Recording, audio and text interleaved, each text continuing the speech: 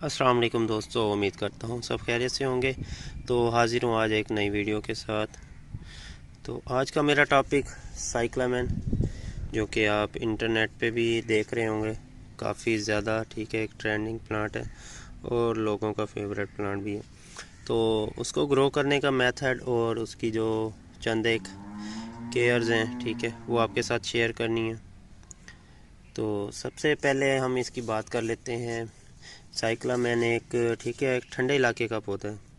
تو یہ زیادہ جو ہاٹ ویدر ایریاز ہیں وہاں پہ یہ ٹھیک ہے اتنا زیادہ سروائیو نہیں کرتا، لیکن موسم سرما میں، خزاں میں اور بہار میں یہ کافی اچھی فلاورنگ کرتا ہے اور کافی اچھی گروتھ پکڑتا ہے۔ لیکن گرمی کے سیزن میں یہ ٹھیک ہے اسے سنبھالنا بہت مشکل ہے۔ تو آپ اسے ٹھنڈے علاقوں میں تو بڑے اچھے طریقے سے گرو کر سکتے ہیں، لیکن جو گرم علاقے ہیں وہاں پہ آپ صرف سردی کے اور بہار کے موسم میں ہی اسے گرو کر سکتے ہیں اور فلاورنگ لے سکتے ہیں۔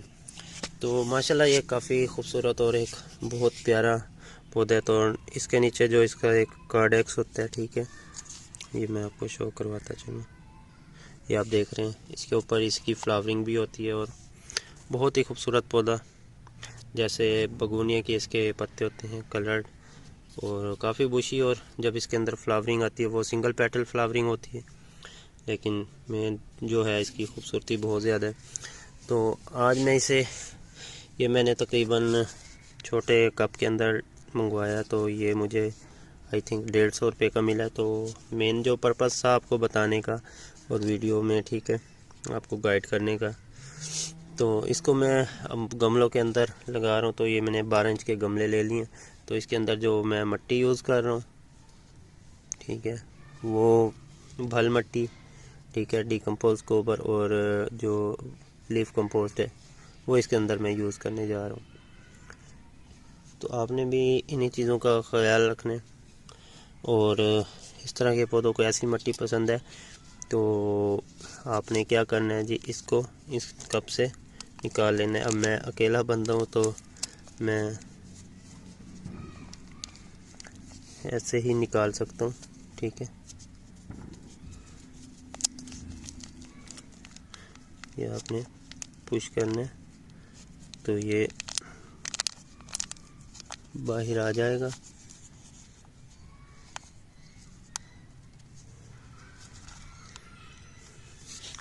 تو ماشاءاللہ یہ آپ دیکھ سکتے ہیں، یہ اس کا جو روٹ باؤل ہے ٹھیک ہے۔ تو آپ نے اسے جو ہے گملے کے اندر ایک تھوڑا سا گڑھا کر کے ٹھیک ہے اس کو اس کے اندر رکھ دینا ہے۔ اس کو بالکل آپ سینٹر میں ڈال کے سائڈوں سے مٹی دے دیجئے، اس کی سائڈیں جو ہے وہ برابر کر دیجئے۔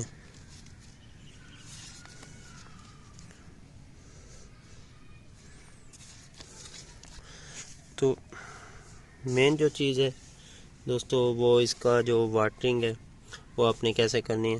تو واٹرنگ کے لیے آپ نے اس کو ٹھیک ہے ایک نارمل واٹرنگ رکھنی ہے، زیادہ واٹرنگ نہیں دینی، اور مطلب بالکل بھی ڈرائی نہ ہو، ذرا اس کا موئسچر رہے اس کے اندر، بالکل ڈرائی نہ ہونے دیں اس کا جو پانی ہے۔ تو انشاءاللہ یہ آپ کا پودا بڑے اچھے سے گروتھ کرے گا۔ تو آپ اسے گھر میں ایزیلی گرو کر سکتے ہیں اور اچھی فلاورنگ حاصل کر سکتے ہیں۔ تو اب یہ دیکھیں ایک چھوٹا سا پودا فلاورنگ سٹارٹ کر رہا ہے۔ تو دوستو آپ اسے ایزیلی پرچیز کریں اور گرو کریں، تو انشاءاللہ آپ کو بھی کافی پیارا پلانٹ لگے گا۔ تو اسے رکھنا آپ نے سائے والی جگہ پہ ہے، بالکل آج کل کے موسم میں کوئی ایشو نہیں ہے۔ تو یہ میں نے سب کو لگا لی ہے، اور اسے پانی آپ کو پہلے بھی بتایا کہ موئسچر رہے اس کے اندر، ڈرائی نہیں ہونے دینا اس کی مٹی کو، تو یہ اچھے سے گرو کرے گا۔ باقی میں نے اسے گرین نیٹ کے نیچے رکھا ہوا ہے۔ تو امید کرتا ہوں ویڈیو آپ کو اچھی لگی ہوگی، اگر اچھی لگی ہو تو لازمی چینل کو سبسکرائب کیجیے گا، ویڈیو کو لائک کیجیے گا اور آگے شیئر بھی کیجیے گا۔